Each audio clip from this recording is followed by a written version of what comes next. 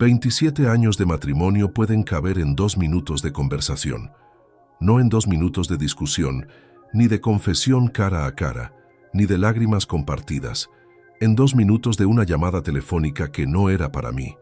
2 minutos que escuché desde el pasillo de mi propia casa, con los zapatos todavía puestos y el maletín en la mano, sin poder moverme.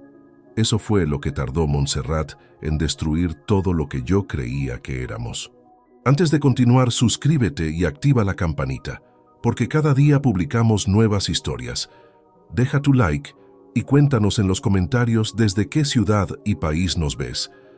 Mi nombre es Agustín Romero Vidal. Tengo 53 años, aunque hay mañanas en que el cuerpo no nota la diferencia, con el hombre de 35 que fui cuando empecé en este oficio. Soy perito contable judicial. Llevo más de 25 años evaluando cuentas, detectando irregularidades, declarando ante tribunales lo que los números dicen cuando nadie quiere escucharlos. He trabajado para jueces, para fiscales, para empresas que querían saber si alguien les estaba robando. Me han pagado toda mi vida adulta por mirar lo que otros prefieren no ver. La ironía de lo que ocurrió ese martes no se me escapa. Nací en 1971, en un piso pequeño del barrio de Gracia, en Barcelona. Mi padre era tornero en una fábrica de maquinaria industrial y mi madre trabajaba media jornada en una mercería del pasaje de al lado. No éramos pobres, pero el dinero se contaba con cuidado. Recuerdo que cuando tenía 9 años, mi padre llegó a casa con un transistor nuevo envuelto en papel de periódico y lo puso sobre la mesa del comedor como si fuera un trofeo.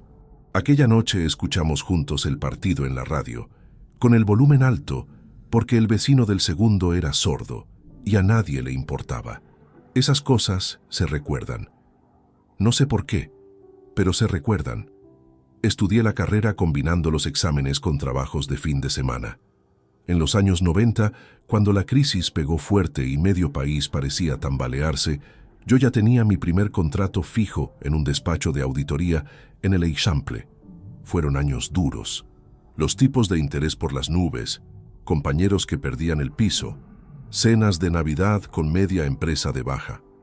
Pero yo seguía adelante. No por heroísmo, sino porque no sabía hacer otra cosa que trabajar. Reconozco ahora que ese mismo defecto me siguió dentro de casa durante décadas. Siempre había una auditoría más urgente que una conversación, siempre un informe que cerrar antes de la cena. No me enorgullece decirlo, pero sería deshonesto omitirlo. Conocí a Montserrat Jiménez Palau en 1994, en la boda de un primo mío. Ella tenía 22 años y llevaba un vestido azul marino que no tenía nada de especial, pero que yo recuerdo con una precisión absurda. Hablamos durante 3 horas seguidas aquella noche, de cosas que ya no recuerdo, y al despedirnos me dio su teléfono escrito en una servilleta de papel. Guardé esa servilleta en el cajón de la mesilla durante semanas, como si fuera un documento oficial. Hay cosas que uno conserva sin saber por qué, y hay cosas que uno conserva demasiado tiempo por la misma razón. Nos casamos en septiembre de 1997. Llevamos juntos 27 años, 2 meses y 16 días en el momento en que ocurrió todo esto. Tuvimos un hijo, Nicolás, que ahora tiene 25 años y trabaja en el departamento de ventas de una empresa de material de construcción en el área metropolitana. Nunca fue un chico de estudios, pero tiene labia y sabe cómo tratar a la gente. O eso creía yo. Hay cosas que uno da por sentadas con los hijos igual que las da por sentadas con la mujer, y luego resulta que nunca verificó nada, que simplemente eligió creer. La casa donde vivimos está en Sant Cugat del Vallès, a 20 minutos de Barcelona en tren. La compramos en 2003, cuando los precios todavía eran razonables y yo acababa de abrir mi propio despacho de pericial contable. 140 metros cuadrados. Jardín pequeño en la parte trasera con un limonero que Montserrat plantó el primer verano. Nunca dio muchos limones, pero ella lo defendía con una lealtad que ahora, mirando atrás, me resulta curiosamente irónica. Le dedicaba al limonero una atención que rara vez me dedicó a mí. Esa mañana del martes, el 17 de octubre de 2023, yo debería haber estado en el juzgado hasta las 5 de la tarde. Tenía declaración como perito en un caso de fraude empresarial que arrastraba desde hacía 18 meses. Pero la vista se suspendió sin previo aviso a las 2:45. El abogado de la parte contraria presentó un escrito de recusación que el juez necesitaba estudiar. Nos mandaron a casa. Llegué a Sant Cugat a las 3:20 de la tarde. Aparqué en la calle de siempre, subí los 4 escalones de la entrada, abrí la puerta con mi llave sin hacer ruido. Tengo ese hábito desde que Nicolás era pequeño y dormía la siesta. Nunca desapareció aunque el niño lleve años fuera de casa. La puerta del patio estaba entreabierta. Escuché la voz de Montserrat desde el pasillo. No estaba discutiendo. No estaba llorando. Hablaba con esa cadencia relajada, casi perezosa, que tiene cuando habla con Yolanda Ferrer, su amiga de toda la vida. Ese tono que nunca usaba conmigo. El tono de cuando una persona está completamente a gusto. Me detuve. No fue una decisión. Fue el cuerpo que paró solo. No, Yolanda, te lo juro, nunca lo amé, ni al principio ni ahora. Me quedé porque era cómodo, porque el dinero estaba ahí, porque empezar de cero con más de 40 años da mucho miedo. Pero amor, amor de verdad, eso nunca existió. Tú lo sabes mejor que nadie. Hubo una pausa. La voz de Yolanda al otro lado, sin palabras distinguibles. Sí, ya sé que es una guarrada, pero él nunca se enterará. Agustín ve lo que quiere ver. Siempre ha sido así. Es listo con los números, pero con las personas es un completo ingenuo. No recuerdo haber soltado el maletín, pero cuando volví en mí lo tenía a los pies, en el suelo del pasillo, y yo seguía de pie con la mano apoyada en la pared. 5 segundos, quizás 2 minutos. No lo sé. Lo que sí sé es que en ese momento algo en mí se organizó de una manera que no esperaba. No lloraba, no temblaba. Sentí un frío extraño, casi clínico. El mismo frío que siento cuando reviso un balance y los números no cuadran y sé, antes de encontrar el error, que alguien ha estado mintiendo durante mucho tiempo. Ese frío lo conozco bien. Lo he sentido cientos de veces en 25 años de profesión. Nunca pensé que lo sentiría en mi propia casa. Caminé en silencio hasta el dormitorio, cerré la puerta con cuidado, saqué el teléfono del bolsillo y busqué en la agenda el nombre de Félix Aguado Bermejo. Félix lleva siendo mi abogado desde 2008, cuando necesité asesoramiento en un litigio con un cliente que no quería pagar. 61 años, más listo que el hambre, y con una discreción que le he visto mantener en situaciones que habrían puesto nervioso a cualquier otro. Contestó al segundo tono. Félix, dije, y me sorprendió lo tranquila que sonó mi propia voz. Necesito verte esta semana. No es trabajo, es personal, y es urgente. Hubo una pausa breve al otro lado.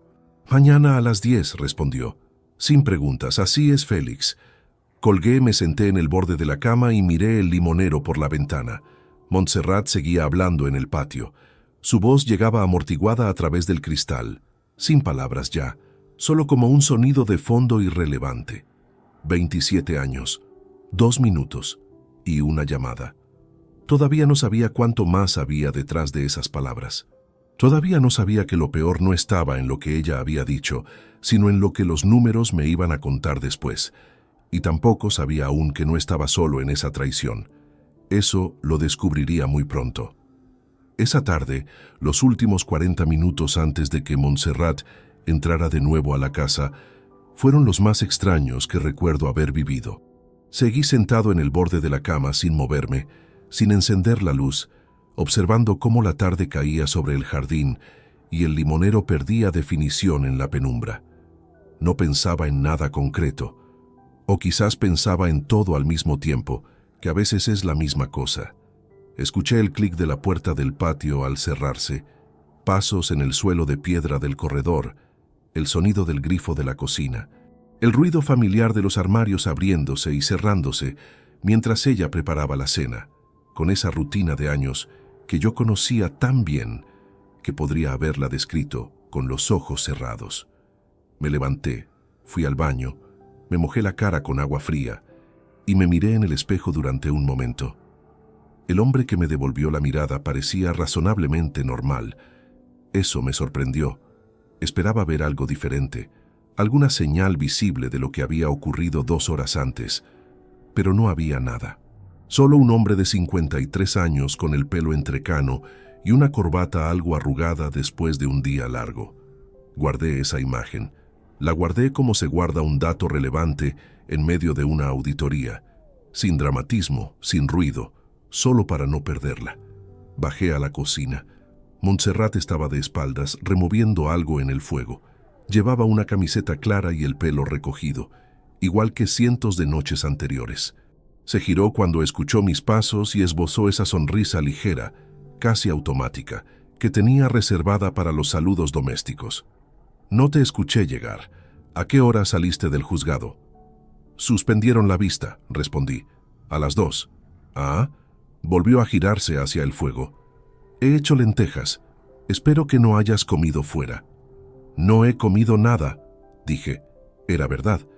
Me senté a la mesa, desdoblé el periódico que había dejado allí por la mañana y fingí leer. No recuerdo una sola línea de lo que tenía delante.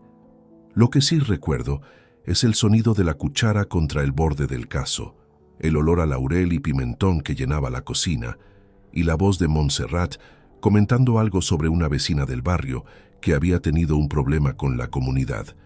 Hablé lo justo. Asentí en los momentos correctos. 27 años de convivencia te enseñan cuándo basta con un ya o un qué cosas para que la otra persona siga adelante sin detenerse a mirarte de verdad. Esa noche descubrí que esa habilidad funcionaba en los dos sentidos. Cenamos frente al televisor, como casi siempre. Un informativo, luego el inicio de una serie que ella seguía y que yo nunca había llegado a entender del todo. En algún momento me preguntó si quería otro vaso de agua. Le dije que no. Me rozó el brazo al pasar, de ese modo distraído y sin intención que tienen los gestos después de demasiados años. Y yo no aparté el brazo. No hice nada que no fuera exactamente lo de siempre. Pero por dentro, algo había cambiado de posición de manera irreversible. Cuando ella se fue a dormir, yo me quedé en el salón con la lámpara pequeña encendida, mirando al frente sin ver nada. Y entonces empezaron a llegar las memorias. No como una avalancha, sino una por una, despacio, como fichas que alguien fuera colocando sobre una mesa. Recordé unas vacaciones en Menorca, agosto de 2016. Yo acababa de cerrar el caso más importante de mi carrera, una pericial que había durado 3 años y que terminó con una condena firme por fraude tributario. Estaba agotado pero satisfecho, con esa sensación de trabajo bien terminado que pocas cosas igualan. Reservé el hotel, organicé los vuelos, preparé una semana entera. Montserrat pasó la mayor parte de aquellos días enviando mensajes en el teléfono. Cuando le pregunté con quién hablaba, me respondió que con Yolanda, que estaba pasando una época difícil. Lo creí sin cuestionarlo. Recordé una cena de aniversario en 2020, en el restaurante donde habíamos celebrado nuestra boda 22 años antes. Pedí mesa con semanas de anticipación, elegí el vino, encargué que pusieran flores. Montserrat llegó tarde. Se disculpó diciendo que había perdido el autobús y durante buena parte de la velada tuvo el teléfono boca abajo sobre el mantel. En un momento dado, vibró 3 veces seguidas y ella lo recogió con un movimiento rápido, lo desbloqueó con el cuerpo ligeramente girado hacia el otro lado y volvió a dejarlo boca abajo. Yo lo registré como una pequeña rareza y lo dejé pasar. Esa noche y otras noches, recordé que en 2021 Montserrat me pidió que le añadiera al acceso de la cuenta corriente conjunta. No la cuenta de ahorros, que ya tenía, sino la cuenta operativa donde yo recibía los honorarios del despacho. Me dio una razón práctica. Quería poder gestionar los gastos del hogar sin tener que pedirme transferencias cada vez. Me pareció razonable. Era su casa también. No revisé los movimientos con detalle durante meses, porque los ingresos eran regulares y yo no tenía motivo para sospechar nada. Ese pensamiento se me quedó clavado en algún lugar entre el pecho y el estómago. No tenía motivo para sospechar nada. Esa frase, que durante años había sonado como normalidad, sonaba esa noche de una manera completamente distinta. Fui al despacho, encendí el ordenador y abrí el acceso a la banca online. No busqué nada concreto todavía. Solo eché un vistazo general, el tipo de vistazo que un perito hace casi por instinto cuando entra en contacto con cualquier sistema contable. Y vi lo que debería haber visto antes, aunque en ese momento no alcancé a medir su dimensión completa. Una serie de transferencias periódicas, de importes variables pero modestos, hacia una cuenta cuyos últimos 4 dígitos no reconocí. No era una cantidad llamativa, era exactamente el tipo de movimiento que uno podría atribuir a una suscripción olvidada, a un pago aplazado, a cualquier cosa mundana. Si no fuera perito, probablemente habría pasado por alto esos apuntes durante años. Pero yo llevo décadas viendo cómo se construye una mentira financiera, y sé que las más elaboradas nunca se parecen a un robo. Se parecen a un gasto corriente. Cerré el ordenador sin tocar nada. No era el momento de moverme. Todavía no tenía la imagen completa. Y actuar sin imagen completa es el error más costoso que existe, tanto en una pericial como en la vida. Lo había visto demasiadas veces en los juzgados. Personas que habían actuado por impulso, que habían confrontado demasiado pronto, que habían advertido al otro bando antes de tener las pruebas suficientes. Siempre salían perdiendo. Yo no iba a cometer ese error. Subí al dormitorio pasada la medianoche. Montserrat dormía de espaldas a mi lado de la cama, con esa respiración regular y profunda que siempre me había parecido tranquilizadora. Me desvestí en silencio. Me metí entre las sábanas y permanecí con los ojos abiertos en la oscuridad durante un buen rato. A mi lado, una mujer que llevaba 27 años en mi cama dormía sin el menor problema. Eso también lo guardé. Al día siguiente, tenía cita con Félix a las 10 de la mañana. Y la sensación que me acompañó mientras esperaba que llegara el sueño no era de rabia, ni de tristeza, ni de ninguna de las cosas que habría esperado sentir. Era algo más parecido a la concentración. La misma concentración de cuando me siento frente a una contabilidad que sé que esconde algo y me preparo para encontrarlo, sin prisa, sin ruido, con toda la paciencia que hace falta. Lo que no sabía todavía era que las cuentas de mi propio matrimonio escondían bastante más de lo que esos primeros apuntes sugerían. Eso lo descubriría muy pronto. Y sería mucho peor. La oficina de Félix Aguado Bermejo está en el segundo piso de un edificio de la calle Balmes, en Barcelona. Llevo 15 años subiendo esas mismas escaleras de mármol con barandilla de hierro negro, y nunca las había subido con este peso en el pecho. No era angustia exactamente, era algo más parecido a la conciencia de que lo que uno está a punto de decir en voz alta deja de poder desdecirse. Félix me esperaba junto a la ventana, con las manos en los bolsillos y ese aire suyo de persona que ha escuchado demasiadas cosas graves como para escandalizarse con facilidad. 61 años, cabello completamente blanco desde hace al menos una década, una manera de mirar que no juzga, pero que no deja escapar nada. Cerré la puerta, me senté, le conté todo sin omitir nada. No me interrumpió una sola vez. Cuando terminé, guardó silencio unos segundos. Se acercó al escritorio y tomó 4 apuntes breves en una libreta de tapas negras. Lo primero, dijo, es que a partir de ahora no tocas nada, ni cuentas, ni documentos, ni propiedades conjuntas. Nada que pueda interpretarse como movimiento unilateral antes de tener la imagen completa. Le dije que ya lo había supuesto. Bien. Y lo segundo es que necesitamos a alguien externo. Por más que seas perito, en un caso que te afecta directamente tu imparcialidad técnica, queda comprometida ante un tribunal. Necesitamos un investigador que trabaje con métodos que un juez pueda validar. Me habló de Ismael Bravo Costas. 49 años, 12 trabajando casos patrimoniales y familiares, experiencia en seguimiento financiero, discreto y metódico, según Félix, que no usa esos adjetivos a la ligera. Le dije que adelante. Salí de esa reunión con una lista clara de lo que podía y lo que no podía hacer. Y entre lo que sí podía hacer estaba revisar desde mi propio acceso legítimo los movimientos de las cuentas conjuntas. No para actuar sobre ellos, únicamente para entender qué tenía delante. Esa misma tarde, al cerrar el despacho, preparé un café que no llegué a terminar y abrí los extractos en el ordenador. Empecé por 2021, el año en que Montserrat solicitó acceso a la cuenta operativa.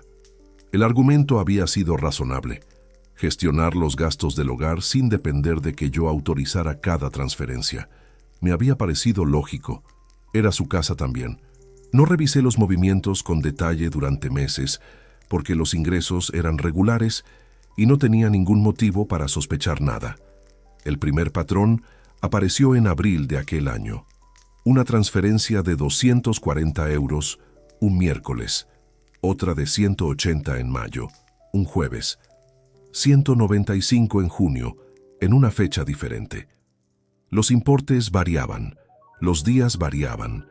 La cuenta de destino era siempre la misma, con unos dígitos finales que yo no reconocía. Eso es precisamente lo que hace invisible un esquema así a primera vista: la variabilidad deliberada. Si los montos fueran idénticos y las fechas fijas, cualquier sistema bancario lo clasificaría como transferencia periódica. Pero cuando los importes oscilan entre 150 y 300 euros y los días cambian cada mes, el patrón se disuelve entre los gastos cotidianos. Es una técnica que he documentado en fraudes corporativos durante años. No esperaba encontrarla en los extractos de mi propio hogar. Estuve 3 horas con los registros desplegados en pantalla, anotando a mano en un cuaderno que guardé bajo llave en el cajón inferior del escritorio. Año por año, mes por mes. 2021, 2022, los meses transcurridos de 2023. Cada transferencia hacia esa cuenta desconocida quedó registrada con fecha, importe y día de la semana. Cuando terminé de sumar, revisé los cálculos 2 veces antes de permitirme aceptar el resultado. El total superaba los 58.000 euros. No porque dudara de mi propia aritmética, sino porque hay cifras que uno necesita confirmar antes de creérselas del todo. 58.000 euros en 2 años y 7 meses. En transferencias que yo nunca autoricé, hacia una cuenta que nunca había visto, mientras yo trabajaba jornadas de 10 y 12 horas construyendo el patrimonio que financiaba esas salidas silenciosas. Me levanté, fui al baño al fondo del pasillo y estuve un momento con las palmas apoyadas en el lavabo, mirando el agua correr sobre mis manos. Luego me sequé, volví al escritorio y seguí trabajando. No era el momento de detenerme. Lo que tenía era una primera capa. Los números confirmaban que el dinero salía de nuestra cuenta y llegaba a otra, pero todavía ignoraba a nombre de quién estaba registrada esa cuenta, si Montserrat era la única que la controlaba, y si existían más movimientos en cuentas a las que yo no tenía acceso. Un perito aprende pronto que la primera evidencia casi nunca es la más importante. La pieza decisiva suele estar una capa más abajo. 2 días después, conocí a Ismael Bravo Costas en la misma oficina de Félix. Llegó puntual con un maletín de cuero marrón algo gastado y una forma de dar la mano que transmitía exactamente lo que uno necesita en ese momento: solidez sin exceso. Le entregué una copia de mis anotaciones y los números de cuenta identificados. «Dame 10 días», dijo, sin rodeos, sin promesas vacías. Esos 10 días fueron distintos a cualquier otra espera que recuerde. No por falta de trabajo, sino porque cada vez que volvía a casa y encontraba a Montserrat moviéndose con naturalidad por los espacios que habíamos construido juntos, algo en mí calculaba en silencio. ¿Cuántas de aquellas conversaciones habían tenido fondo real? ¿Cuántos gestos habían sido mecánicos desde hacía años, mantenidos por inercia más que por elección? Una noche me quedé observándola desde el umbral del salón durante casi 1 minuto sin que me viera. Lo hice con la misma atención con que examino una contabilidad cuando sé que algo no cuadra, y por primera vez en mucho tiempo la miré sin la capa de costumbre que hasta entonces coloreaba todo lo que veía. Fue como abrir un archivador que debería estar lleno y encontrar solo las carpetas en su sitio, perfectamente ordenadas, completamente vacías. Esa imagen no me abandonó en varios días. Y todavía no sabía que Ismael estaba a punto de entregarme información que haría que aquellos 58.000 euros parecieran, apenas, el comienzo de algo bastante más profundo. Ismael Bravo llamó un jueves por la mañana, 9 días después de nuestra primera reunión. No dijo nada por teléfono, salvo que tenía material suficiente para presentar y que prefería hacerlo en persona. Esa forma de proceder, sin adelantar nada por líneas que podían quedar registradas, me confirmó que Félix había acertado al recomendarlo. Nos citamos esa misma tarde en la oficina de la calle Balmes. Félix estaba presente también. Ismael llegó con el maletín de cuero marrón de la vez anterior y lo abrió sobre la mesa con una calma que contrastaba con la tensión que yo llevaba acumulada desde hacía casi 2 semanas. Sacó una carpeta de tamaño A4, la colocó frente a mí y esperó a que yo la abriera. La cuenta de destino de todas aquellas transferencias estaba registrada a nombre de Yolanda Ferrer Castillo, 46 años, domicilio en el distrito de Les Corts, en Barcelona.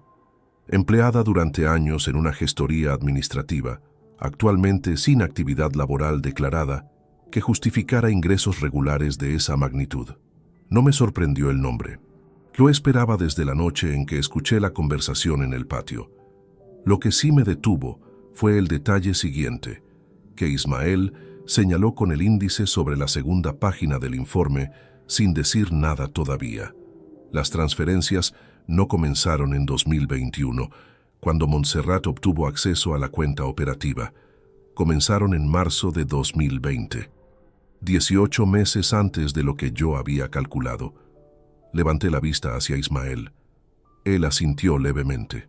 Durante los primeros 18 meses, explicó, los fondos no salían de la cuenta conjunta, salían de una cuenta de ahorro vinculada a su nombre, a la que su esposa también tenía acceso autorizado desde 2017. Una cuenta que usted probablemente no revisaba con frecuencia porque no era operativa. Tenía razón, era una cuenta que yo había abierto para separar un fondo de reserva, dinero que no debía tocarse salvo en casos extraordinarios. No la vinculaba a ningún gasto corriente, de modo que nunca la incluía en mis revisiones rutinarias. Había estado ahí, quieta, generando intereses mínimos, durante años. Y durante 1 año y medio había estado sangrando en silencio mientras yo miraba hacia otro lado. Félix anotó algo en su libreta sin comentar. Ismael continuó.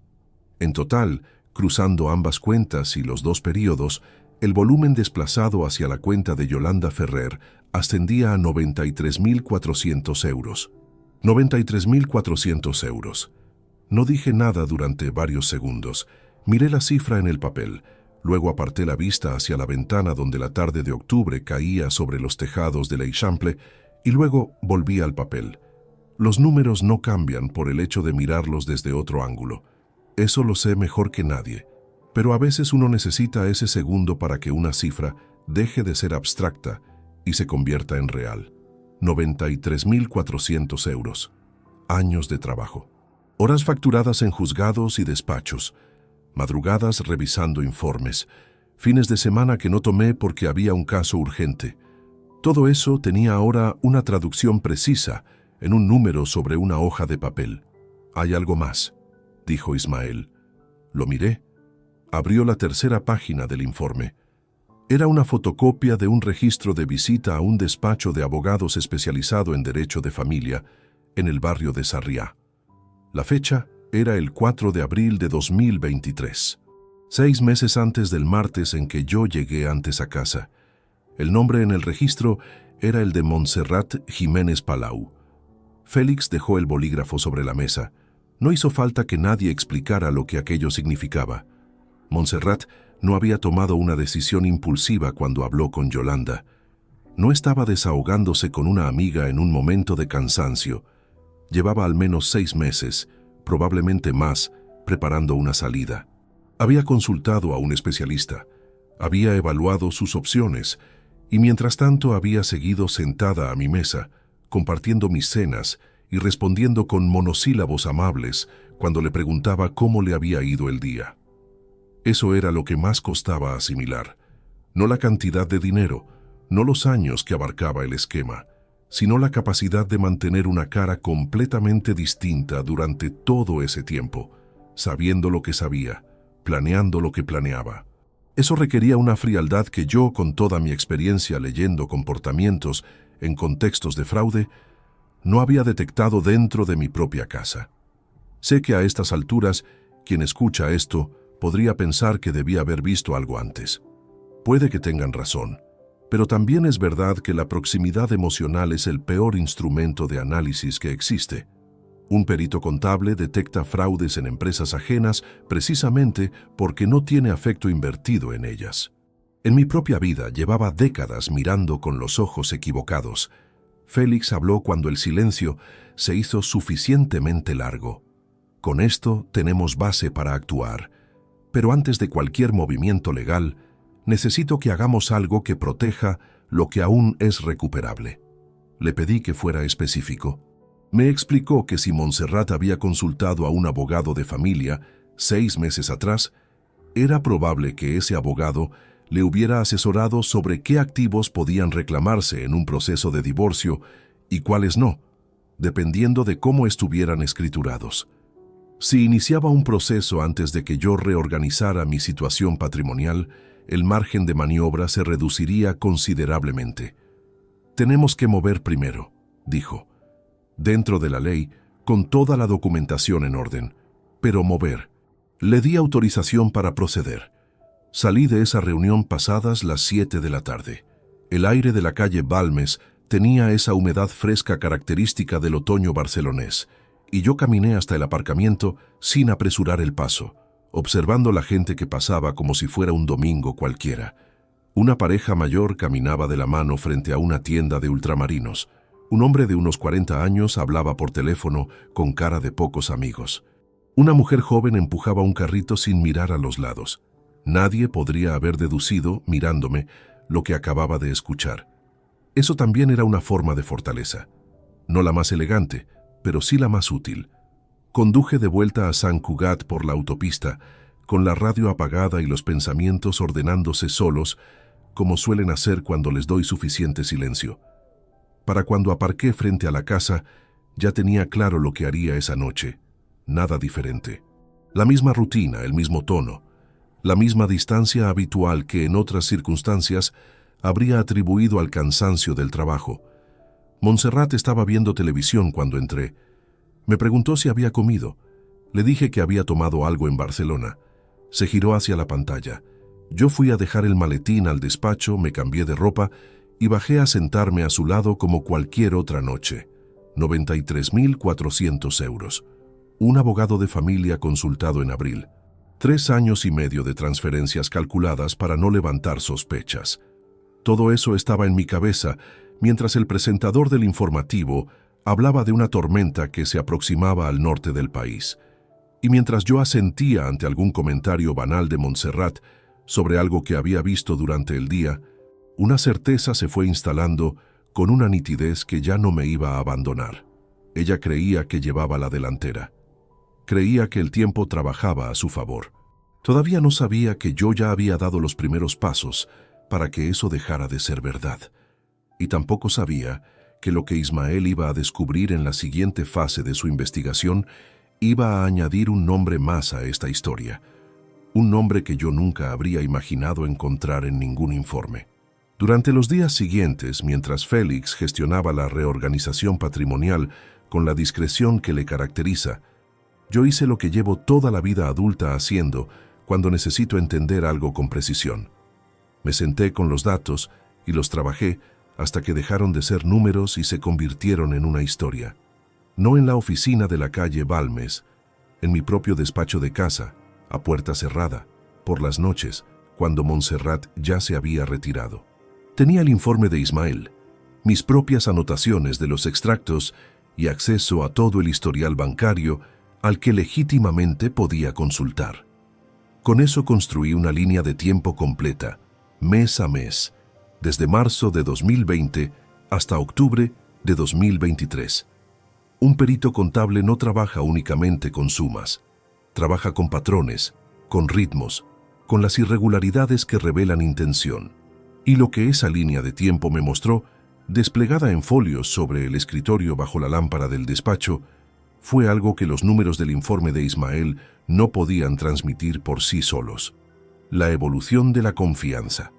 Las primeras transferencias de 2020 eran pequeñas, entre 120 y 180 euros. El intervalo entre una y otra era de 4 o 5 semanas, a veces más. Era el comportamiento de alguien que tantea, que prueba si el movimiento genera reacción. Cuando comprobó que no había reacción, los importes crecieron. En 2021, cuando obtuvo acceso a la cuenta operativa, los intervalos se acortaron y las cantidades oscilaron entre 200 y 350 euros. En 2022, algunos meses registraban 3 transferencias en lugar de 2. Era exactamente la curva de escalada que documento en casos de apropiación indebida dentro de empresas familiares. Un empleado que empieza robando facturas pequeñas y va aumentando el volumen conforme comprueba que el control interno no lo detecta. La mecánica es idéntica, solo cambia el escenario. Lo que me resultó especialmente significativo fue el período entre enero y agosto de 2023. Las transferencias en esos 8 meses sumaban 14.300 euros, más que cualquier año completo anterior. 4 meses después del inicio de ese período acelerado, en abril, Montserrat visitó al abogado de familia en Sarriá. La interpretación era técnicamente clara. El ritmo se intensificó cuando la decisión ya estaba tomada. El dinero que salía en esos últimos meses no era acumulación distraída. Era construcción deliberada de un colchón financiero antes de ejecutar una salida planificada. Guardé todos los folios en una carpeta de plástico azul, la misma que uso para los casos que llevo a tribunal, y la metí bajo llave en el cajón inferior del escritorio. Luego apagué la lámpara y me quedé un momento en la oscuridad del despacho, con los codos sobre la mesa y los dedos entrelazados. En 27 años de matrimonio, jamás había cerrado este cajón con llave. Ismael me llamó 4 días después de nuestra reunión en la oficina de Félix.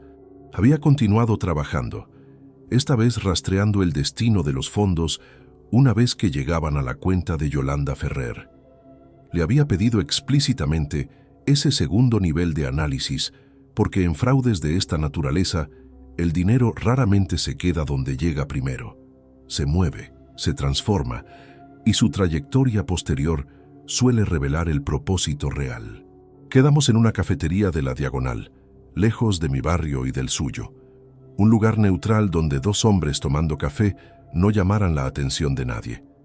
Ismael llegó puntual, pidió un cortado y abrió el maletín con el mismo gesto metódico de siempre. El dinero que llegaba a la cuenta de Yolanda Ferrer no se acumulaba, dijo. Salía en un plazo de entre 10 y 20 días hacia una cuenta de una entidad portuguesa, una cuenta abierta en 2019 a nombre de una sociedad constituida en Lisboa. Me entregó la página correspondiente. La denominación social era una combinación de palabras genéricas que no significaba nada por sí sola, del tipo que se usa cuando no se quiere que el nombre identifique a los propietarios reales. ¿A nombre de quién está la sociedad? Ismael señaló la siguiente página. Había 2 socios fundadores. El primero era Yolanda Ferrer Castillo. El segundo era una persona cuyo nombre tardé unos segundos en procesar, no porque me resultara desconocido, sino exactamente por lo contrario.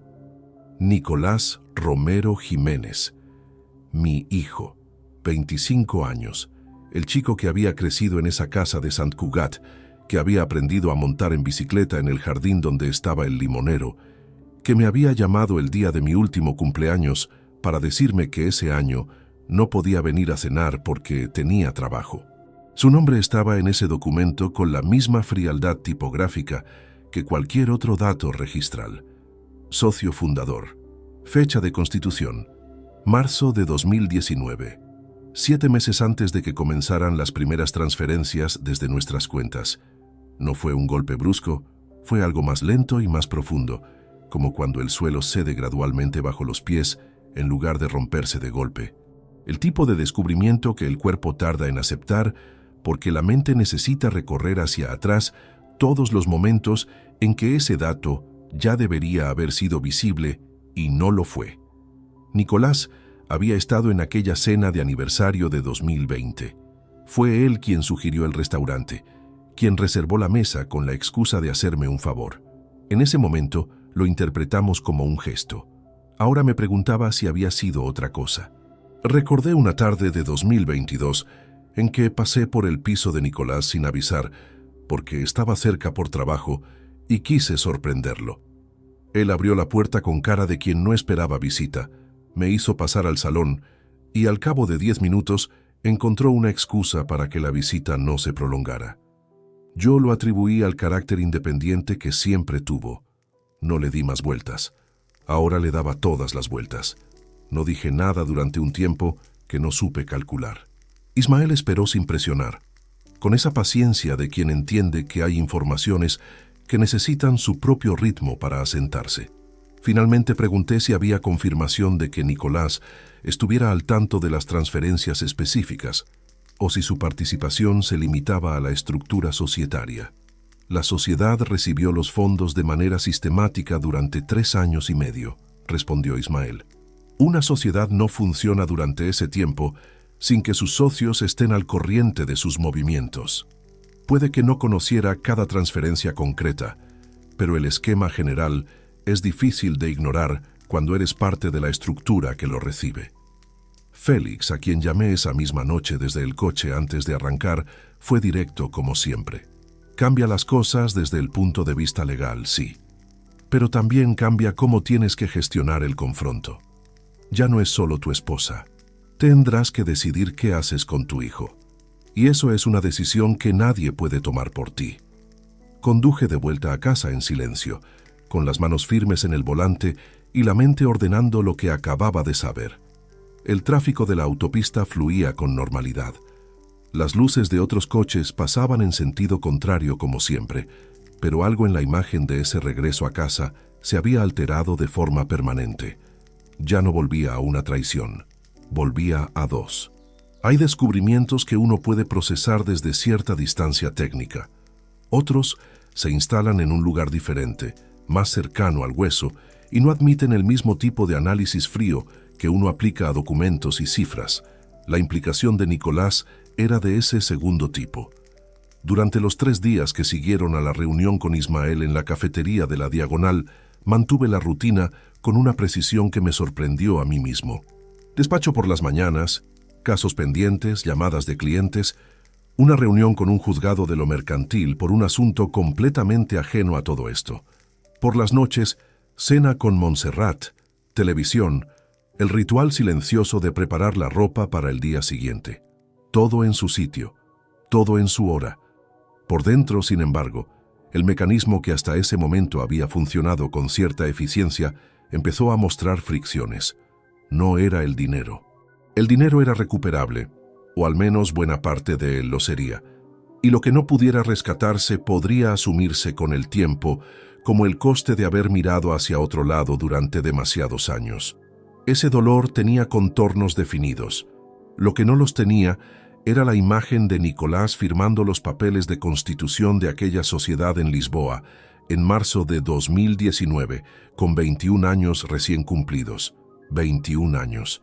Y ya formaba parte de una estructura diseñada para recibir dinero extraído de las cuentas de su propio padre.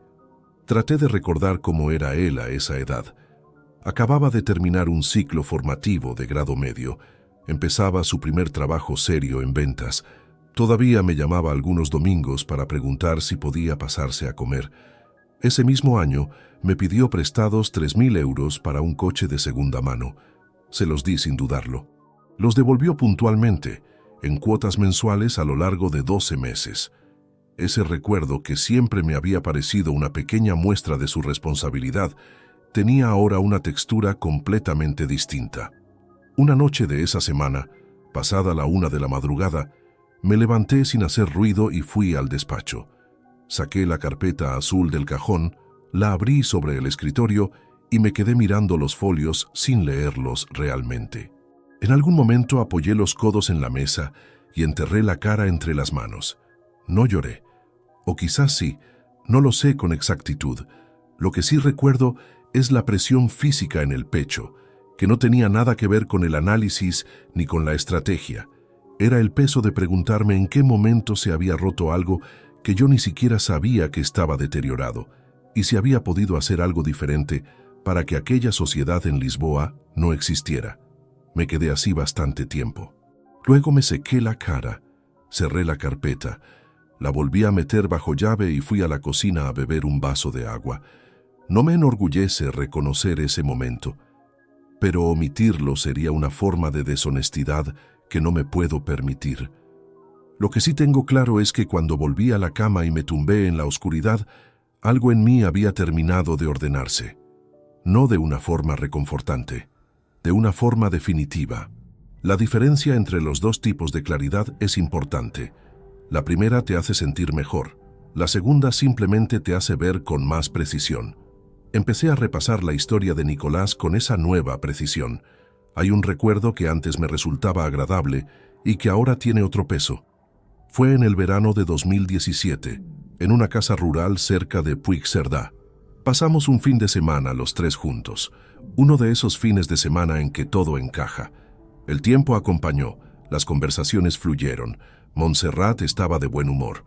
Una noche, sentados en el porche después de cenar, Nicolás me preguntó cómo había llegado a montar mi propio despacho.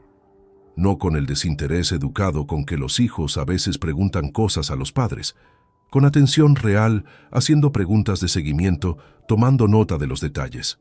Entonces lo interpreté como curiosidad genuina. Ahora me preguntaba si aquella conversación había tenido otro propósito, entender el andamiaje económico de su padre para saber exactamente qué había disponible y cómo acceder a ello. Puede que me equivoque. Puede que aquella noche en el Pirineo fuera exactamente lo que parecía. No tengo forma de saberlo con certeza y no quiero convertir cada recuerdo en evidencia cuando puede que no lo sea. Eso sería otra forma de perder el equilibrio y no podía permitírmelo.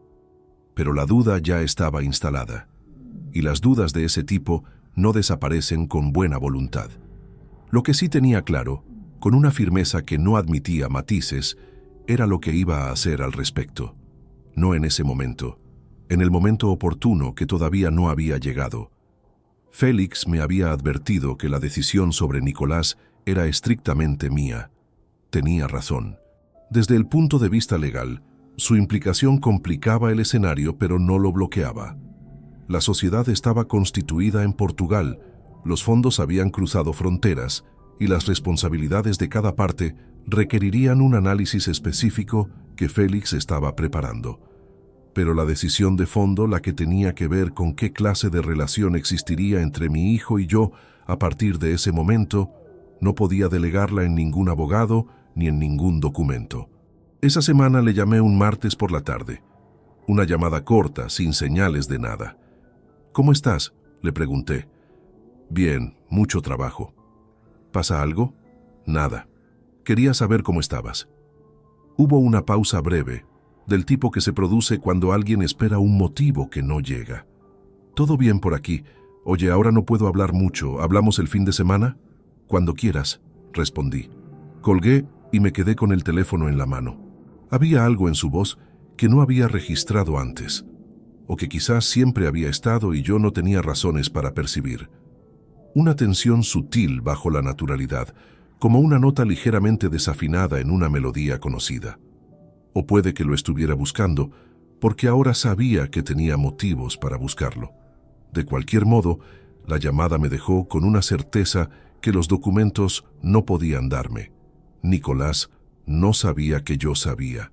Seguía dentro de la versión de la historia en que su padre era el mismo hombre de siempre, el que trabajaba demasiado, el que no preguntaba, el que daba demasiadas cosas por sentadas. Esa ventaja valía más que cualquier cifra del informe de Ismael, porque lo que iba a ocurrir en las semanas siguientes no dependía del dinero, dependía del tiempo, y el tiempo, por primera vez en mucho tiempo, estaba completamente de mi lado. Lo que todavía no sabía era de qué manera reaccionaría Montserrat cuando empezara a notar que algo en mí había cambiado. Y esa reacción, cuando llegara, iba a exigirme mantener la compostura en el momento más difícil de todo lo que estaba aún por venir. Félix Aguado trabaja con una metodología que admiro desde que lo conozco. No improvisa, no adelanta pasos y no ejecuta nada que no pueda sostenerse ante un notario o un juez con la misma solidez con que se sostiene en una conversación privada. Esa coherencia entre lo que dice y lo que firma es lo que me llevó a confiarle el encargo más delicado que le había hecho en 15 años de relación profesional. La reorganización del patrimonio no es un procedimiento sencillo cuando hay bienes adquiridos durante el matrimonio, una empresa propia y cuentas con titularidad compartida. Requiere análisis previo, documentación exhaustiva y una secuencia de movimientos que no levante señales prematuras. Félix dedicó casi 2 semanas a preparar cada paso antes de ejecutar el primero. Me explicó la estrategia en una reunión de 90 minutos que celebramos un viernes por la mañana, con la puerta cerrada y los teléfonos boca abajo sobre la mesa. El despacho pericial era enteramente mío, constituido como empresa individual antes del matrimonio. Eso lo colocaba fuera del alcance de cualquier reclamación patrimonial en un proceso de divorcio, independientemente de los ingresos que hubiera generado durante los años de convivencia. Ese frente estaba protegido desde el origen. La vivienda de Sant Cugat era el territorio más delicado. Adquirida en 2003, constaba como bien ganancial.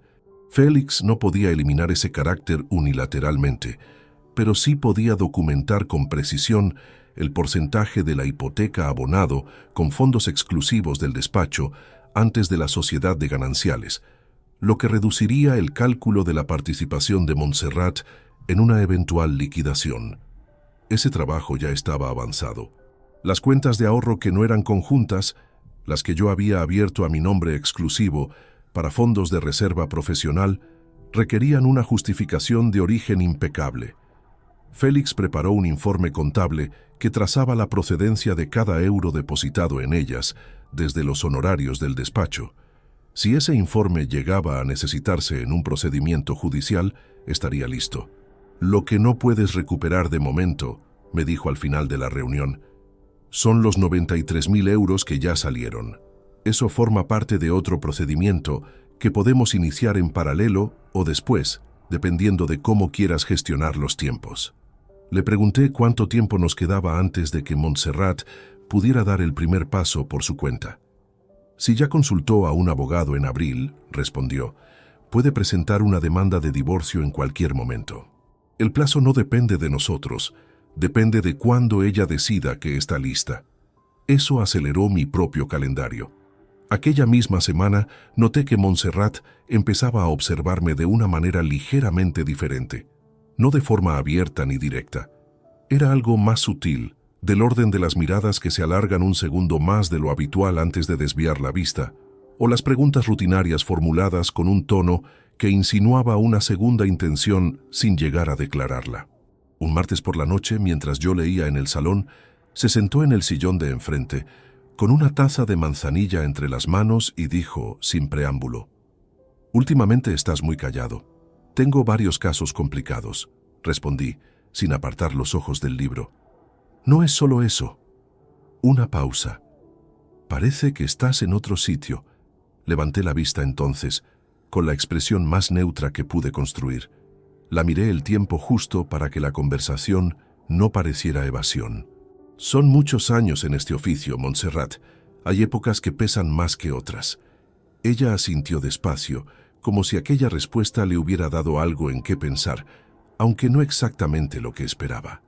Volvió a mirar su taza y no dijo nada más.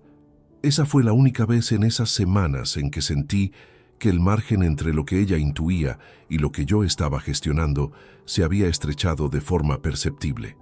No porque me hubiera delatado, sino porque Montserrat, con toda la frialdad que había demostrado tener, tampoco era una persona sin instinto. Lo que me protegió fue precisamente lo que ella misma había dicho en aquella llamada de patio, que yo veía lo que quería ver y que era ingenuo con las personas. Ella llevaba años construyendo esa imagen de mí, y esa imagen era ahora mi mejor cobertura. El hombre que ella describió a Yolanda no era alguien de quien sospechar que estuviera 3 pasos por delante. A veces, las palabras que se dicen sobre uno en privado terminan siendo el arma más útil de quien las escucha. Uno de esos días, al volver del despacho, pasé por delante del jardín y me detuve un momento ante el limonero. Estaba en esa etapa del otoño en que las hojas amarillean por los bordes antes de caer. Había un limón pequeño, casi verde todavía, colgando de una rama baja. Llevaba semanas ahí sin terminar de madurar, resistiendo con una terquedad que en otro contexto habría pasado desapercibida. No sé cuánto tiempo me quedé mirándolo, probablemente menos de lo que me pareció. Entré a casa sin decir nada al respecto. El jueves de esa semana, por la mañana, redacté un mensaje para Nicolás. Lo escribí 3 veces antes de quedarme con la versión definitiva, no porque tuviera dificultad para encontrar las palabras, sino porque cada versión anterior decía demasiado o demasiado poco, y necesitaba que sonara exactamente como cualquier otro mensaje entre padre e hijo. La versión final decía: Nicolás, quiero que vengas a cenar el viernes de la semana que viene. Hay un asunto sobre la herencia del abuelo Ramón que quiero repasar contigo antes de hablar con el notario. Avísame si puedes. El abuelo Ramón, mi padre, había fallecido en 2019 dejando una pequeña cuenta bancaria y algunos muebles antiguos que nunca habíamos gestionado formalmente. Era un asunto pendiente real, lo cual hacía la excusa completamente verosímil. Nicolás no tenía motivo para cuestionar la convocatoria. Respondió esa misma tarde. Claro, sin problema. ¿A las 9? A las 9 está bien, contesté. Le reenvié el mensaje a Félix sin añadir nada. Él respondió 2 minutos después con una sola palabra: entendido. Lo que quedaba de esas semanas lo dediqué a cerrar los últimos flecos de la documentación. Ismael completó un segundo informe complementario que detallaba los movimientos de la sociedad portuguesa durante los 3 años y medio de actividad, incluyendo los retiros de fondos en efectivo realizados desde cuentas vinculadas. Félix lo incorporó a la carpeta que estaba construyendo de forma sistemática, pieza por pieza, como se construye un expediente que tiene que aguantar el peso de un proceso legal sin fisuras. La última noche antes de la cena con Nicolás, tendido en la oscuridad del dormitorio con Montserrat dormida a mi lado, hice el recuento final de lo que tenía. 93.400 euros documentados, transferidos en un periodo de 43 meses, hacia una estructura societaria en la que participaban la mujer con quien llevaba 27 años casado y el hijo que había crecido bajo este techo. Un abogado de familia consultado 6 meses antes, un patrimonio propio reorganizado y protegido dentro de todos los márgenes legales disponibles. Un expediente que Félix podía presentar en cualquier instancia sin que nadie pudiera cuestionarlo. Todo estaba en orden. La cena del viernes no iba a ser una conversación, iba a ser la entrega de una sentencia que yo había construido durante semanas, mientras los dos afectados seguían creyendo que el tiempo trabajaba a su favor. Lo que ninguno de los dos imaginaba era que el hombre al que habían subestimado durante años llevaba mucho tiempo leyendo exactamente ese tipo de errores en los libros de cuentas ajenos, y que cuando alguien le da a un perito contable el tiempo y el silencio suficientes, los números terminan contando siempre toda la verdad.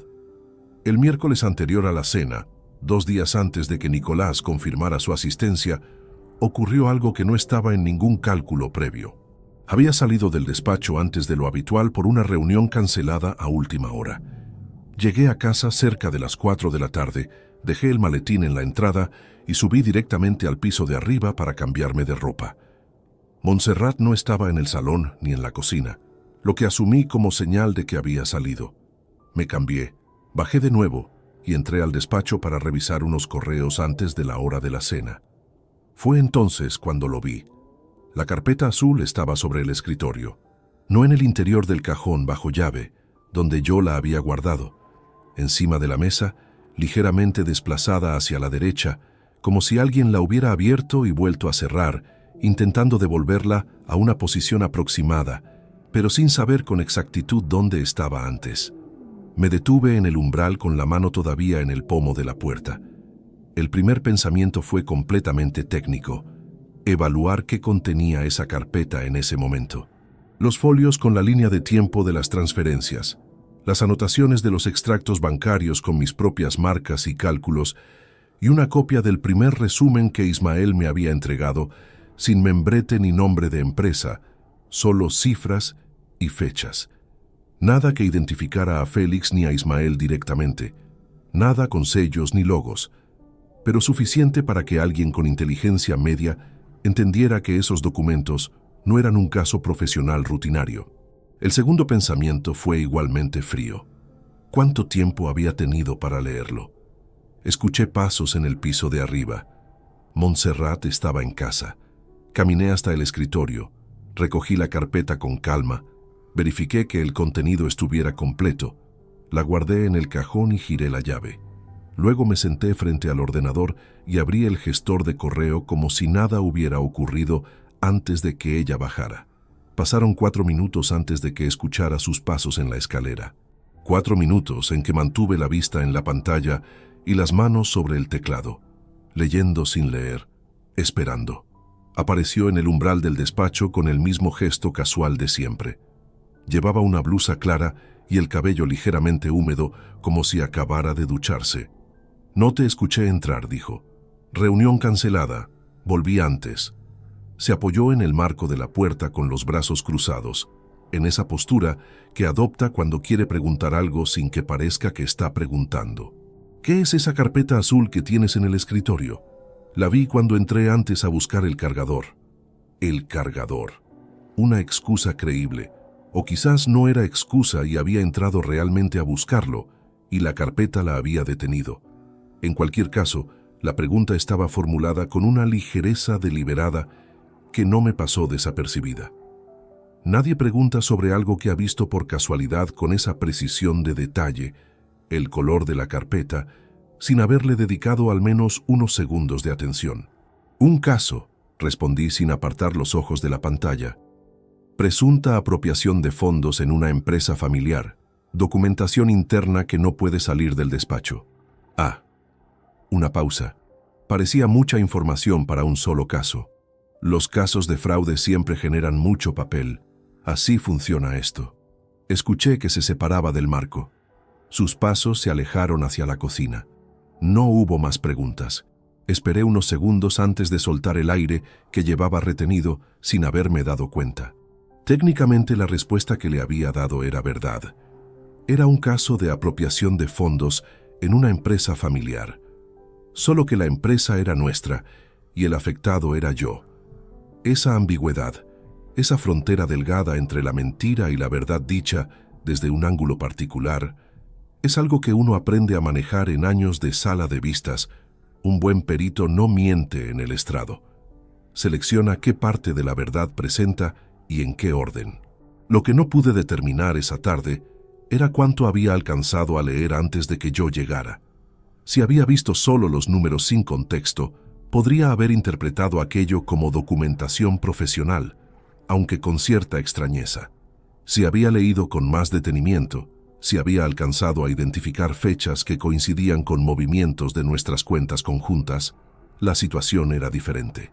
Esa incertidumbre me acompañó durante el resto de la tarde. Aquella noche, mientras cenábamos, Montserrat estuvo más habladora de lo habitual. Comentó cosas de personas del barrio, una serie que estaba siguiendo, un artículo que había leído en algún sitio sobre no sé qué tema. Yo respondí con la misma medida de siempre, sin dar señales de que algo en mí estuviera calibrando cada una de sus palabras, pero lo estaba. Lo que percibí con la experiencia de quien lleva décadas leyendo comportamientos bajo presión fue que Montserrat estaba llevando a cabo la misma operación que yo.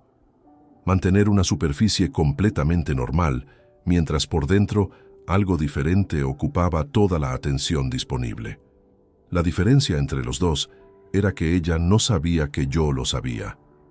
Esa asimetría era el único terreno en que me encontraba completamente a salvo. Llamé a Félix esa noche desde el coche, aparcado frente a la casa con el motor apagado antes de entrar. Le expliqué lo ocurrido sin dramatismo. Escuchó sin interrumpir. «¿Qué había en la carpeta exactamente?», preguntó cuando terminé. Se lo detallé. Nada con nombres propios de personas externas. Nada que vincule el expediente a un procedimiento en curso. Una pausa breve. Si lo vio, habrá visto cifras y fechas. Sin contexto claro, eso puede interpretarse de muchas maneras.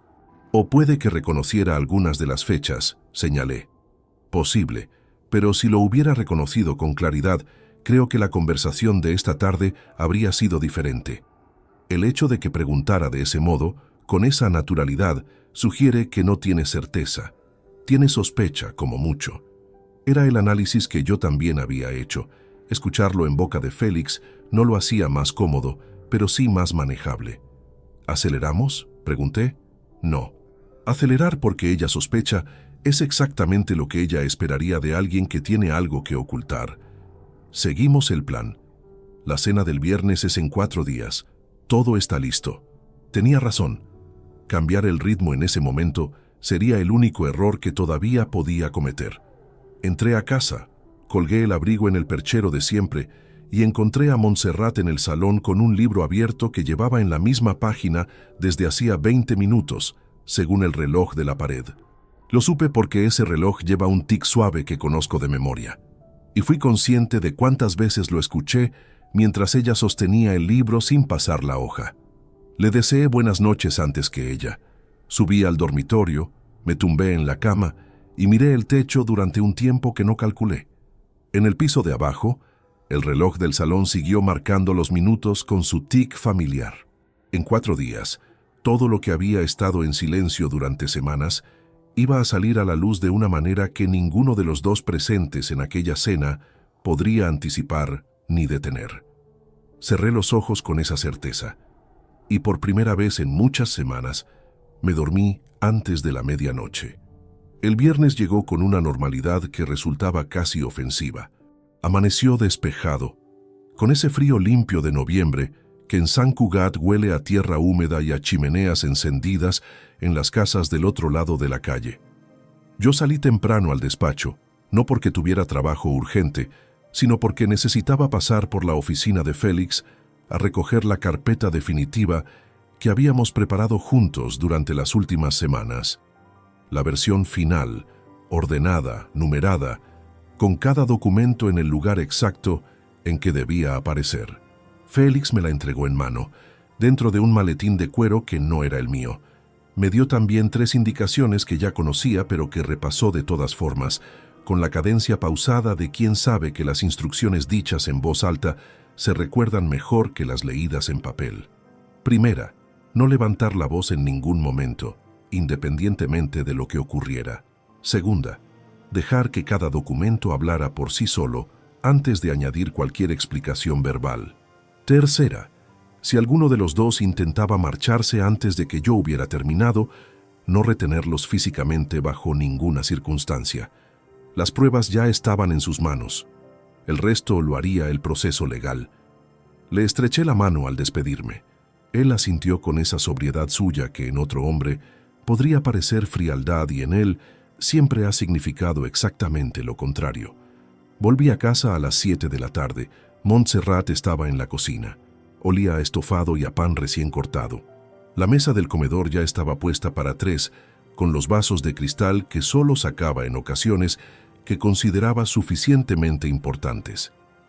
Nicolás llega a las 9, dijo sin volverse cuando me escuchó entrar. Lo sé, respondí. Gracias por preparar la cena. Lo dije sin ironía, y lo decía en serio, dentro de todo lo que cabía en ese momento. Había algo en esa escena doméstica, la cocina con vapor, la mesa puesta, el olor a comida casera que era completamente real y que al mismo tiempo pertenecía a un mundo que dejaba de existir esa noche. Esa coexistencia de lo cotidiano y lo irreversible tiene un peso que no se parece a ninguna otra cosa. Me cambié de ropa, dejé el maletín de Félix en el despacho bajo llave y bajé a esperar. Nicolás llegó a las 9:15. Llamó al timbre en lugar de usar su llave, lo que en otras circunstancias habría parecido un detalle sin importancia. Abrí yo la puerta. Llevaba una chaqueta oscura y tenía el aspecto de alguien que viene de trabajar, con cierto cansancio alrededor de los ojos que a mí antes me generaba el reflejo automático de preguntarle si estaba comiendo bien. Esta vez no lo pregunté. «Papá». Me dio 2 palmadas en el hombro, como siempre. Entra, la cena casi está. Cenamos durante casi una hora. Montserrat habló de un vecino, de algo relacionado con el trabajo de Nicolás, de una película que había visto hacía días. Nicolás respondía con esa soltura social que siempre ha tenido, preguntando lo justo para que la conversación siguiera sin esfuerzo. Yo participé lo suficiente para que nada pareciera fuera de lugar. Pero en algún momento, entre el primer plato y el segundo, Nicolás me miró durante un instante más prolongado de lo habitual. No dijo nada. Desvió la vista hacia su madre y siguió hablando. Pero ese instante me indicó que su instinto, aunque sin información concreta, había registrado algo que su razonamiento todavía no podía nombrar. Era demasiado tarde para que eso cambiara nada. Cuando Montserrat recogió los platos para traer el postre, aproveché el momento para levantarme, ir al despacho y volver con el maletín. Lo coloqué sobre la silla vacía que había a mi derecha, junto a la mesa. Nicolás lo miró brevemente y luego me miró a mí. Montserrat volvió con un plato de fruta y se detuvo al ver el maletín, una fracción de segundo. Luego lo dejó sobre la mesa y se sentó. Antes de hablar del asunto del notario, dije, con un tono completamente llano, «Hay otra cosa que necesito que los dos escuchen». El silencio que siguió tenía una textura diferente al de toda la cena. Abrí el maletín y saqué la carpeta. La coloqué en el centro de la mesa sin abrirla todavía. El 17 de octubre, comencé. Llegué a casa antes de lo esperado. Montserrat estaba en el patio hablando con Yolanda Ferrer por teléfono. Escuché esa conversación desde el pasillo durante aproximadamente 2 minutos. Montserrat no se movió. Su expresión no cambió de manera visible, pero algo en la posición de sus manos sobre la mesa se tensó. Lo que escuché fue suficiente para entender que había cosas que no sabía. De modo que, en lugar de confrontar algo sin pruebas, hice lo que llevo toda mi vida profesional haciendo. Busqué los datos, los organicé y los verifiqué. Abrí la carpeta. Saqué el primer bloque de documentos y los coloqué frente a Montserrat con la misma calma con que presentaría un informe ante un tribunal. Estos son los movimientos de nuestras cuentas conjuntas y de la cuenta de ahorro a mi nombre desde marzo de 2020 hasta el pasado octubre. 43 meses. Cada transferencia marcada corresponde a un ingreso en una cuenta, a nombre de Yolanda Ferrer Castillo. Montserrat miró los papeles. Luego me miró a mí. «Agustín, esto no es lo que...» «El total documentado», continué sin alterarme, «asciende a 93.400 euros». La frase cayó sobre la mesa como un objeto pesado.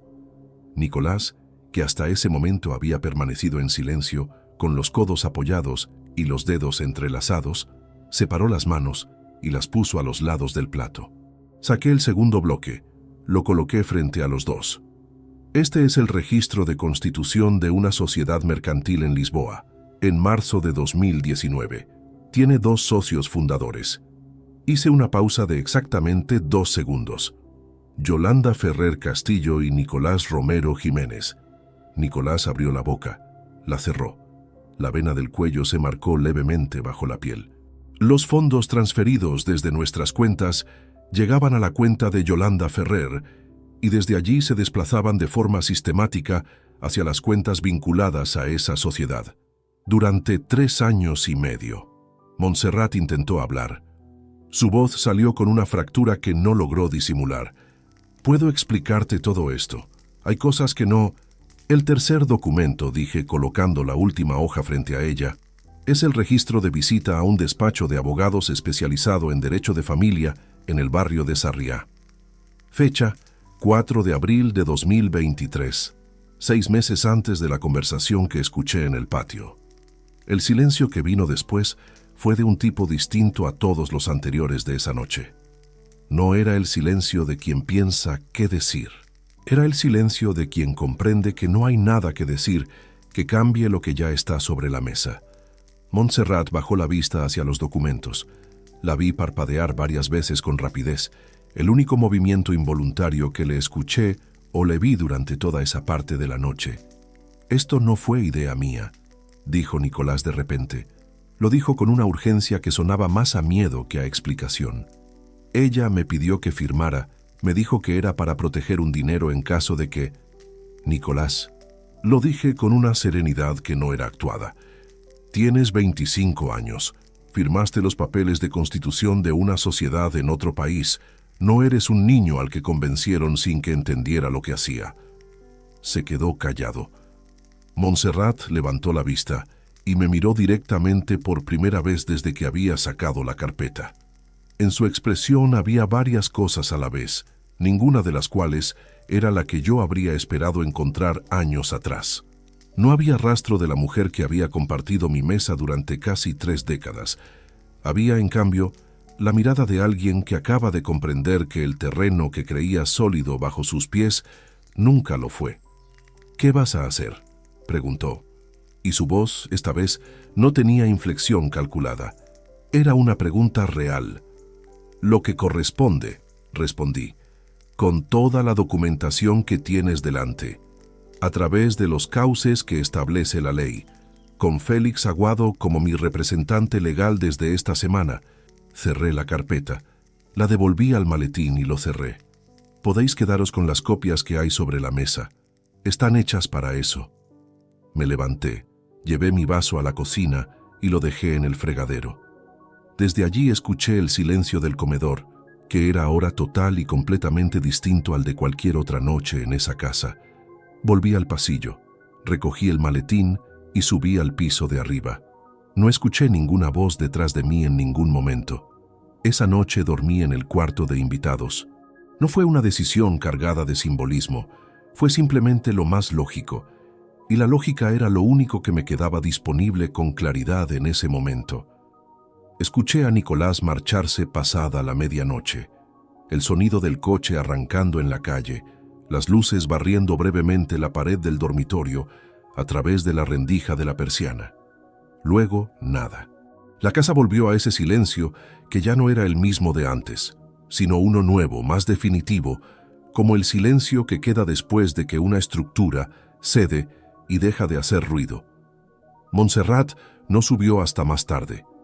La escuché moverse por el pasillo, detenerse un momento frente a la puerta del cuarto de invitados sin llamar, y continuar hasta el dormitorio. La puerta se cerró con suavidad. Esa contención, esa ausencia de escena, me dijo más que cualquier conversación habría podido decirme. Montserrat era una persona que calculaba sus movimientos incluso cuando el suelo se hundía. Probablemente ya estaba pensando en cuál era su siguiente paso legal, evaluando qué podía hacer con lo que había visto sobre la mesa esa noche. Lo que todavía no sabía era que Félix llevaba semanas adelantándose a exactamente eso. El lunes por la mañana, Félix presentó ante el juzgado de primera instancia correspondiente la demanda de separación a instancia de Agustín Romero Vidal, acompañada de toda la documentación que habíamos reunido durante las semanas anteriores. La demanda incluía la solicitud de medidas cautelares sobre los bienes gananciales mientras durara el procedimiento, fundamentada en las evidencias de disposición unilateral de fondos comunes documentadas en el informe de Ismael. Eso significaba que Montserrat no podía realizar ningún movimiento sobre los bienes conjuntos mientras el juzgado no se pronunciara. La cuenta operativa, la cuenta de ahorros, la participación en los bienes inmuebles, todo quedaba bloqueado en términos de disposición unilateral desde el momento en que el juzgado admitió las medidas cautelares, lo cual ocurrió el miércoles de esa misma semana. Félix me llamó para confirmarlo con su habitual economía de palabras. Admitidas. Notificación a la otra parte en los próximos días. Colgué y me quedé un momento mirando el teléfono sobre la mesa del despacho. No sentí euforia. Sentí algo más parecido al alivio funcional que siente un arquitecto cuando la estructura que ha diseñado aguanta la carga para la que fue calculada. No es alegría, es confirmación. Montserrat recibió la notificación el jueves. Lo supe porque esa tarde, cuando llegué a casa, encontré 3 llamadas perdidas suyas en el teléfono. No las devolví. Le envié un mensaje breve indicando que cualquier comunicación entre nosotros debía canalizarse a través de nuestros respectivos abogados. Su respuesta llegó 20 minutos después, en un tono que combinaba indignación y desconcierto en proporciones iguales, pero que no contenía ningún argumento que Félix no hubiera anticipado ya. Lo reenvié a Félix sin comentarios. Él respondió: recibido, me encargo. Durante las semanas que siguieron, viví en esa casa con una extrañeza que no tenía precedente en mi experiencia.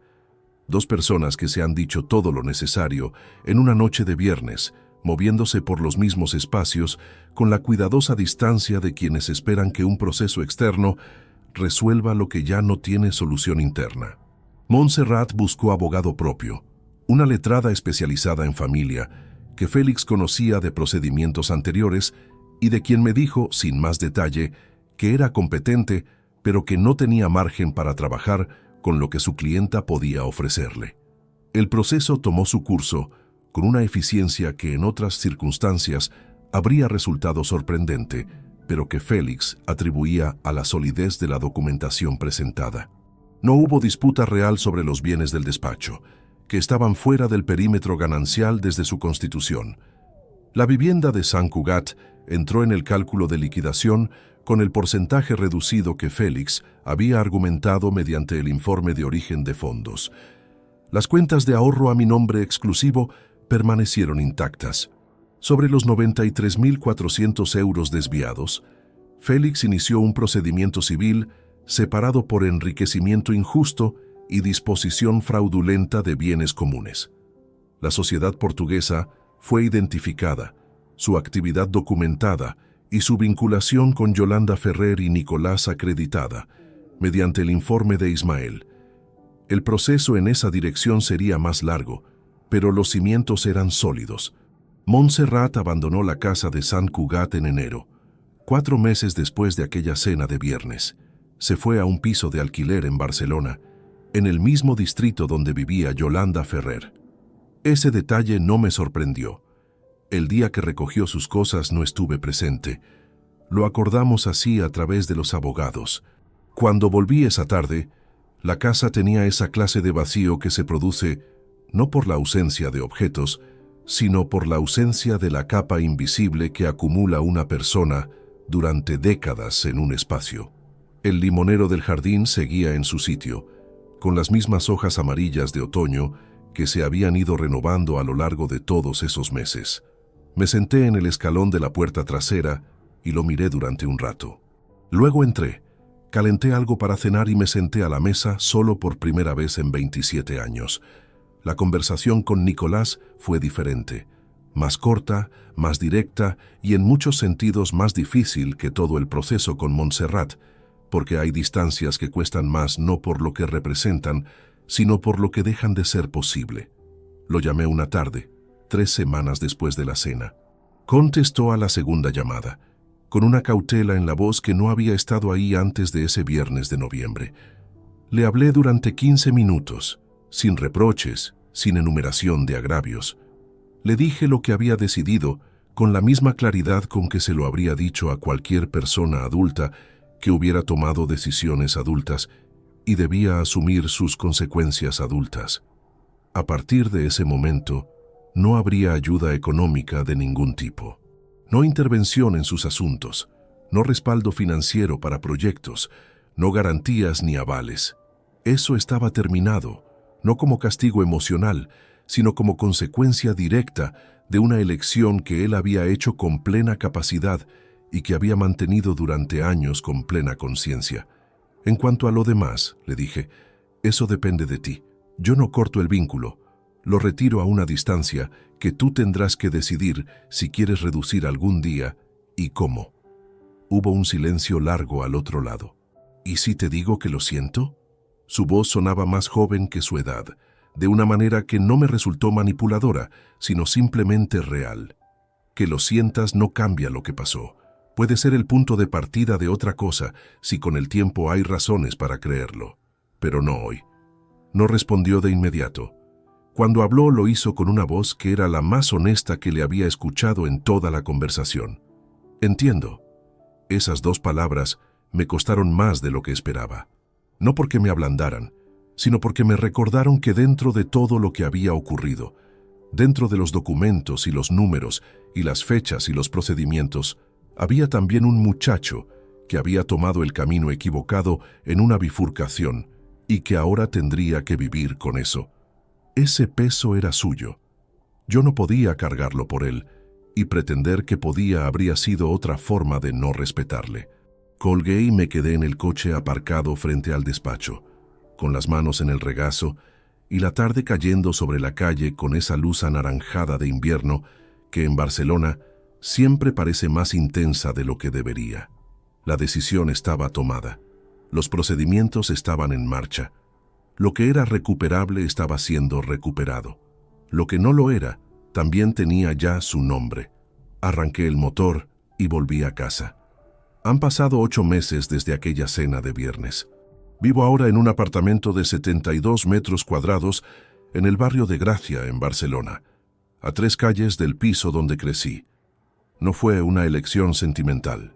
Fue una elección práctica que resultó tener, con el tiempo, un peso que no anticipé. Camino por calles que conozco desde niño. Paso frente a la mercería donde trabajaba mi madre, aunque el local lleva años siendo otra cosa, y hay algo en ese recorrido cotidiano que me ancla de una manera que el trabajo solo nunca fue capaz de hacer. El apartamento lo elegí yo. Cada mueble, cada estante, cada cuadro en la pared. No hay nada en este espacio que sea el residuo de una negociación o el resultado de un acuerdo tácito entre 2 personas que ya no se dicen las cosas directamente. Todo tiene una razón de estar aquí que puedo explicar en una sola frase. Eso, que podría sonar a soledad, se parece bastante más a la libertad de lo que habría imaginado antes de haberla experimentado. El procedimiento de separación quedó resuelto en los términos que Félix había trazado desde el principio. La vivienda de Sant Cugat fue tasada y liquidada con el porcentaje argumentado en el informe de origen de fondos. Lo que correspondía a Montserrat dentro de los bienes gananciales quedó calculado con precisión legal y abonado en los plazos establecidos, sin extensiones ni disputas adicionales. El despacho pericial siguió siendo mío en su totalidad, como lo había sido desde el primer día. El procedimiento civil por disposición fraudulenta de bienes comunes sigue activo. Félix me ha explicado que este tipo de procesos tienen tiempos propios que no conviene forzar y que la solidez de la documentación hace innecesaria la prisa. Los 93.400 euros no van a recuperarse completos. Eso lo asumo con la misma objetividad con que asumo cualquier pérdida que no tiene remedio retroactivo. Pero parte de esa cifra tiene posibilidades reales de recuperación, y el proceso sigue su curso con los mismos cimientos que lo sostuvieron desde el principio. De Yolanda Ferrer Castillo no sé nada directamente. No necesito saberlo. Su papel en todo esto quedó documentado con suficiente precisión como para que las consecuencias legales correspondientes sigan su propio camino sin que yo tenga que administrarlas personalmente. De Montserrat sé lo que los procedimientos legales hacen visible por necesidad. Nada más. Hay una cosa que me llevó tiempo entender y que ahora me parece evidente con la perspectiva que da la distancia. Durante semanas, después de que todo quedara resuelto, esperé sentir algo que no llegó. Esperaba, creo, una especie de cierre emocional definitivo, el equivalente interior a la firma en el último documento. Pero eso no ocurre así. El cierre legal y el cierre personal no coinciden en el tiempo, y pretender que deberían hacerlo es una expectativa que la realidad no está obligada a satisfacer. Lo que sí ocurrió, de forma gradual y sin anuncio, fue otra cosa. Una mañana de marzo, saliendo del despacho hacia una reunión de pericial, me di cuenta de que había pasado toda la jornada anterior sin pensar en nada de lo que había ocurrido. No porque lo hubiera suprimido, sino porque había otras cosas en las que pensar. Eso, que puede sonar modesto, no lo es en absoluto. Es posiblemente la forma más honesta que existe de recuperar el terreno propio. Trabajo las mismas horas de siempre, o casi. Reconozco que ese hábito no va a cambiar sustancialmente y tampoco creo que deba hacerlo. El trabajo me ha dado todo lo que tengo de manera material y me ha dado también algo que el dinero no compra, la capacidad de leer la realidad con más precisión que la mayoría, incluso cuando esa realidad está dentro de casa. Tardé en usar esa capacidad donde más me importaba. Eso no lo voy a defender, pero tampoco voy a seguir cargándolo como si fuera la causa de todo lo demás. No lo era. Con Nicolás hay un contacto esporádico y medido. No lo inicié yo, lo inició él, 3 meses después de aquella llamada en el coche aparcado frente al despacho. Un mensaje corto, sin peticiones ni explicaciones extensas, solo una pregunta sobre si podíamos tomar un café algún día. Le respondí que sí, que cuando él quisiera. Nos vimos una tarde de mayo, en una cafetería neutral que ninguno de los dos conocía, por razones que no dijimos en voz alta, pero que los dos entendimos. Hablamos durante 1 hora y 20 minutos, no de lo ocurrido o no directamente. Hablamos de su trabajo, de un proyecto que tenía entre manos, de cosas cotidianas que en otras circunstancias habrían sido la materia ordinaria de cualquier conversación entre padre e hijo. No fue cómodo, pero fue real, que es algo diferente y con el tiempo, bastante más valioso. Lo que no he recuperado, y no voy a recuperar, es la versión de esa relación que existía antes. No porque no quiera, sino porque esa versión estaba construida sobre una imagen de mi hijo que no se correspondía completamente con quien él había elegido ser en un momento decisivo. Construir algo nuevo desde lo que quedó después de eso es posible, quizás, pero requiere tiempo y requiere hechos. Las palabras solas no son suficientes, y a mis 53 años tengo demasiada experiencia con los números para confundir una promesa con un resultado. Hay algo que sí quiero decir, y que no he dicho en voz alta hasta ahora. A lo largo de todos estos meses, en las noches en que el silencio del apartamento pesaba más que en otras, me he preguntado varias veces qué habría ocurrido si aquella vista judicial no se hubiera suspendido ese martes de octubre. Si yo hubiera llegado a casa a la hora prevista, si Montserrat hubiera terminado esa llamada antes de que yo abriera la puerta, si el azar hubiera decidido de otra manera ese día en concreto. La respuesta más honesta es que el proceso habría continuado. Ella habría presentado su demanda de divorcio en el momento que hubiera considerado oportuno, con el dinero acumulado durante años en esa sociedad portuguesa, y yo me habría encontrado en una posición completamente diferente, sin documentación, sin preparación, sin tiempo de maniobra. No habría podido proteger lo que protegí. No habría llegado primero. Ese pensamiento no me produce gratitud exactamente. Me produce algo más parecido a la conciencia de lo delgada que puede ser la línea entre saber y no saber, entre actuar a tiempo y actuar demasiado tarde. Una vista judicial suspendida. Un juez que necesitaba estudiar un escrito. 40 minutos de diferencia en el horario de un martes cualquiera. Sobre eso no tengo ningún mérito. Solo tengo lo que hice con lo que el azar me puso delante. Lo que sí quiero que quede claro, para quien está escuchando esto, y quizás reconoce en alguna parte de esta historia algo de su propia vida, es lo siguiente. La experiencia que uno acumula durante décadas no es un peso que ralentiza. Es una herramienta que el tiempo afila, aunque uno no siempre sepa que la tiene hasta que la necesita de verdad. Me subestimaron por llevar demasiados años en el mismo oficio, por conocer los mismos espacios, por no haber cambiado de registro ni de velocidad. Esa subestimación fue su error más caro. El mes pasado fui a Sant Cugat por un asunto de documentación pendiente relacionado con la liquidación del inmueble. Pasé frente a la casa, que ya tiene a otra familia dentro, y me detuve un momento en la acera de enfrente. El limonero del jardín trasero no se ve desde la calle, pero sé que sigue ahí. Y pensé en esa tarde de octubre en que llegué antes de lo esperado, en los zapatos que todavía llevaba puestos, en el maletín que cayó al suelo del pasillo sin que yo lo sintiera, en la voz de Montserrat llegando desde el patio con esa cadencia relajada de quien está completamente a salvo. Ella creyó durante 27 años que me conocía.